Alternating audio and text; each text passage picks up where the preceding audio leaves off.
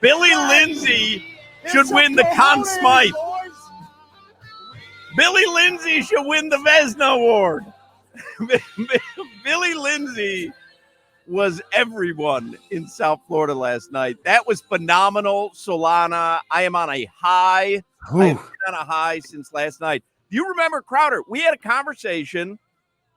Now, this was admittedly, I think, game 4, where we talked about, will you cry? But we were asking Goldie and Moeller and Plagans, and we were asking, I think, Cunha and Will Manso, like, do you think Paul Maurice will cry? And then someone had said to me, will you cry? And I said, no, sports, like a sport event won't make me cry. I'm not lying to you, crowd. And I didn't cry last night. I felt emotions that I didn't think I was going to feel. Mm-hmm. And if someone was talking to me where they handed me a microphone the moment that the Panthers won it, and they said, go ahead and express what you're feeling right now, I think I would have cried.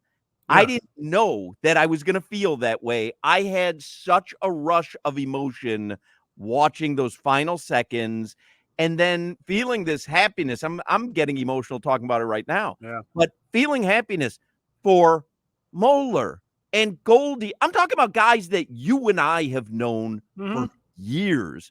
Randy Moeller is probably my oldest relationship in radio. When I started at the Ticket in 2004, and Moeller was like a front office and marketing guy and broadcaster for the Panthers. But I've known these guys for 20 years. And man, I mean, we have been through the lows and the highs, and it all culminated last night. And good God, did that feel good, man. And I'm still on that high. I love that it brought emotion out of you because you said you don't cry about sports. And we have been attached to the Panthers, and you go to way more games than me.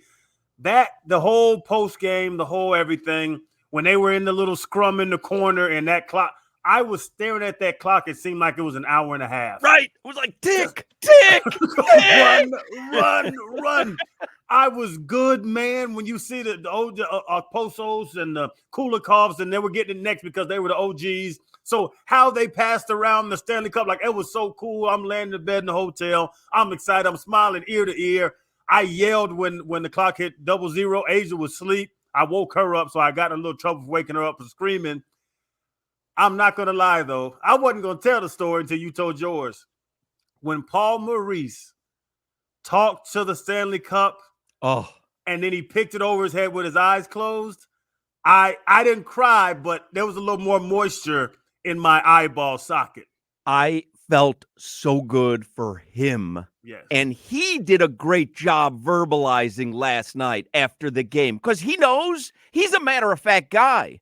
Like he knows what that would have meant for his narrative. Yep. He was talking about, we'll play sound from Paul Maurice today. He was talking about, all my friends, all my family who've put up with all the excuses for 30 years as to why I wasn't able to win it. Like he knew. He was talking, I was watching him post-game, and I forget who he was talking to, but he was talking about having watched a local news channel here in South Florida that had a graphic on the TV that said, will this be the most epic collapse in South Florida sports history? And we admittedly did like 4 hours of that yesterday. But he said he had to ask their video guy to please take that channel down. He goes, I don't feel like they moved that graphic for 15 minutes yesterday.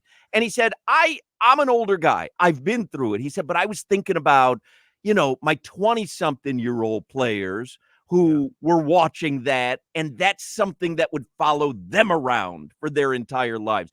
I just felt great for him. You're right. When he lifted the Stanley Cup, and that was like a movie. You know what I mean? Like, here's a guy who has been as close to the mountaintop as someone can get, but is never able to summit. And he was as close as you could get for 4 games, and they were unable to do it till last night. I felt so incredible for him. I wasn't waiting for it. I just watched Ekblad. I just watched Barkov. I just watched Sergei Bobrovsky, who was amazing last night. I got his name. Don't smile, Solana. I got Sergey Bobrovsky. I got it out. But I watched the players, the screaming and smiling and pumping fists, like I was there with them. It was so like cerebral, I guess. When he raised it up, he just had his eyes closed. It was almost like that culmination of 30 damn years of life coming around. Bro, I never expected I would be emotionally attached to Paul damn Maurice, but I was last night. I got quiet. I had to wipe my eyes a little bit when I saw him close his eyes and just hold it up. All those emotions, they crept up on me. I had no idea that they were coming. I really didn't. I didn't know that they were coming, and wow. And I know all of South Florida's feeling it today. Josh Appel, who's our big Panthers fan, the Marlins public address announcer, he's on his way to the studio here. I'm in the studios in Miami with Solana. Crowder's in North Carolina doing the show there, enjoying some family time. Appel went to the elbow room today. He's on his way here from the elbow room. He was there with the Stanley Cup and the Panthers. I don't know if you saw the video. The Stanley Cup went into the water today, took a stroll down the beach, went into the water. Appel was there. I don't know if that salt water is so good for that metal. I had a funny text. I think it was Ozzy, our friend Ozzy, texted me. He goes, it's so funny. They take such great care of this Stanley Cup. They keep it locked away. They're constantly polishing it. They have a keeper for it. And then all of a sudden it's in the Atlantic Ocean and it's at the elbow room drinking beers. It's just a tourist. And I watched the water drip out of the cracks. So that means salt water's on the inside now. I don't know if I'm a dad now. South Florida making its mark on the Stanley Cup, baby. And guess what? We're not giving it back anyways. That's right. We're not giving it back. It's our cup now. Run it back. Oh, my God. So Solana last night, and we can talk about your emotions and what you felt. But Solana, if I'm correct, looking at your videos, you were on Bird Road banging pots and pans. I was everywhere last night. Ask me where the party was. I was there last night. It was such a South Florida scene, man. La Carreta. I'm watching live on CBS4.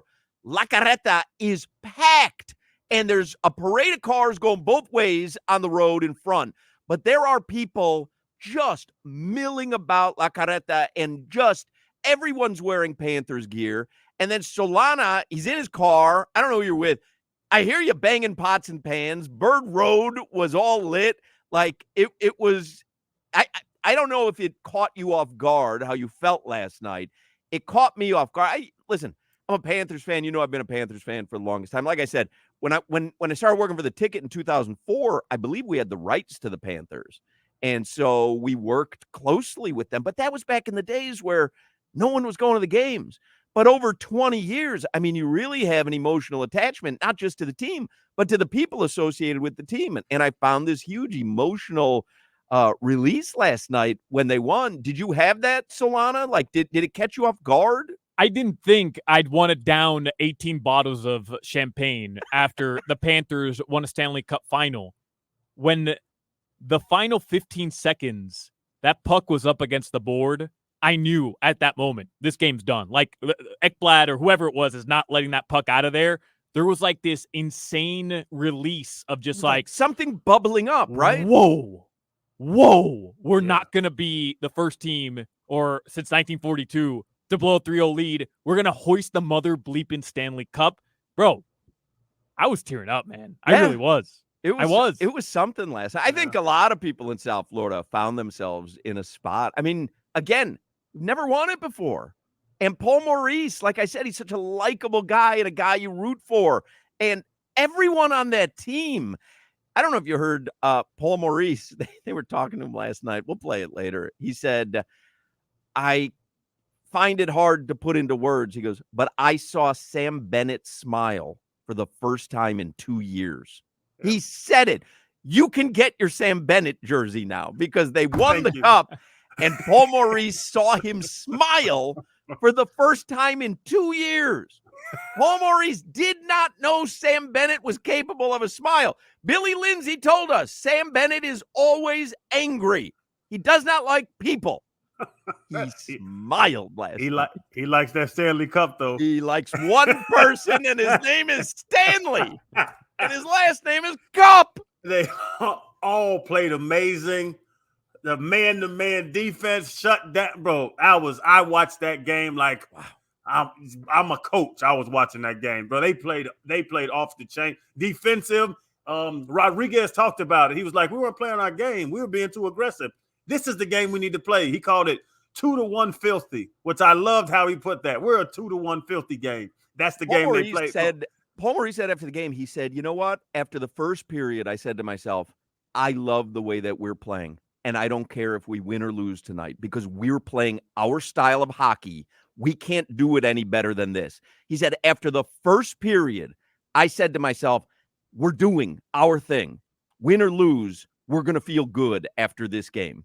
And obviously, you felt a lot better with a win than a loss. Do you have the final call again? Can we listen to it? Because Billy Lindsay, if you've followed the Panthers for a long time, Billy Lindsay was so instrumental in the first Stanley Cup run that ended, with a thud. But Billy Lindsay's been with the organization forever, and Doug Plagens is giving you his best radio call. Billy Lindsay cannot contain himself. Now, I don't know if you listen to them on the radio. Billy Lindsay is always the perfect analyst. He always allows Doug Plagens to say whatever he wants. And if you watch the videos that Plagens will post, you always see that Billy Lindsay just kind of sits there waits his turn. I was so taken last night with the fact that Billy Lindsay could not contain his emotion. And I loved it. I thought this was as genuine and organic a call as you could ever hear on a broadcast. Billy Lindsay, listen, this is a minute and a half? Yeah. Billy Lindsay cannot contain his emotion. He's making guttural noises that he's not thinking about. They're literally just coming out of him because it's a release of something that he's waited for 30 years. So here it is. 23 seconds left. 2-1 Panthers. Fans to their feet. Bouchard has missed Draisaitl. Down to our right. Forsling in the corner. He'll try and hold this. 10 seconds left. 2-1 Panthers. A dream 30 years in the making is a reality. The Florida Panthers have won the Stanley Cup. Lord Stanley is coming home. You always will have a place in South Florida.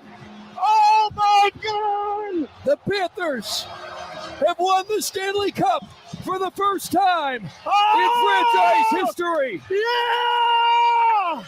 Start the celebration, South Florida. The Panthers have done it. Stanley Cup champions! The Florida Panthers. The mountaintop. The Florida Panthers are the 2024 Stanley Cup champions. Oh, we crossed the finish line, buddy. We crossed it. Oh, what a bunch of guys. Paul Maurice, congratulations. Oh, what a team. What a gutsy effort. That is some cojones, boys. Wow. Oh. They did it. The team from the start of training camp had one goal, and that was to get back to the Stanley Cup final and finish the job. Mission accomplished. The Florida Panthers are the 2024 Stanley Cup champions. Soak it all in. Oh, my God. Billy Lindsay was beside himself. And I love genuine emotion. Emotion. A lot of people will try to couch their emotions behind some sort of facade, or they're a broadcaster. And Billy Lindsay is that guy, except last night, he could not contain that. And I love that. I love him for that. The emotion that we have, think about Billy Lindsay. Think about, did you see when Luongo picked up the damn trophy? Another moment. Like that, Bill Zito was crying. Bill Zito cried for 45 minutes. He was crying the entire 45 minutes after the game. And that's the thing, Hoch. All three of us admitted that we got there's emotion that took over us we didn't expect. Think about those guys that had their jobs depend on it. Think about those guys like Billy and Lou that's been here and attached to the organization that just lost. Billy lost one. And now they watched it go out of their hands last year. Like the emotion came out of everybody. I don't know if it was a build-up for Paul Maurice got me, but it was a beautiful thing. And you can see the first interview that Paul Maurice did, he was talking, he was like, he didn't want to talk about hockey. He was talking about how the relationships and the guys in the locker room and all that. And you just kept seeing everybody on the camera. I know I did.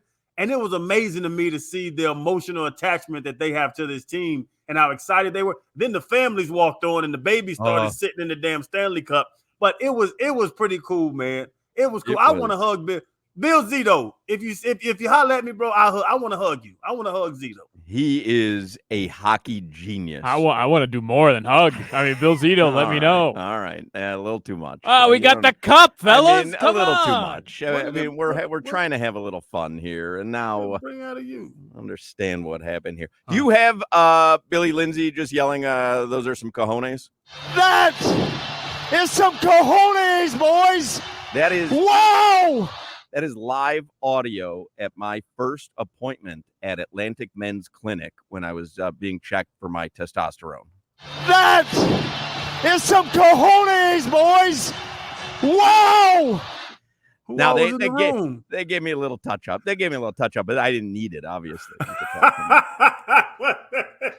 Who all was in the room? You have boys. Oh my God, they couldn't believe what they were seeing. They said it's Hochman from QAM, and he's here for the testosterone check. And they said anyone who's here at Atlantic Men's Clinic, come in the room and look at this. That is some cojones, boys. Wow. I took a few pictures, signed a few autographs, and rest is history. They just took my blood. What room were you in? I don't know. I got to tell you how great everything is. I'm on such a high. My headphones haven't been working in the first segment. I told Solana that my headphones were broken. I could only hear out of one side. And then you said, which room were you in? And I leaned back to laugh, and something popped in, and now I have both headphones working. Let's go. I mean, I feel like Billy Lindsay last night. Let's go! Come on! Let's go! Oh, my God. Here's what we'll do. Let's take a break. We'll come back. We'll do an official look at headlines. Not that there's that much to talk about other than a Stanley Cup championship in South Florida. And the Stanley Cup itself swimming on Fort Lauderdale Beach right now. Ow! I didn't get it. What a night and what a day. Holy moly. We will celebrate till 6. Don't go anywhere. Let me talk about the Cheetah. You know, if you're looking for a place to celebrate, may I submit to you the Cheetah? There's a few things going on there at all times.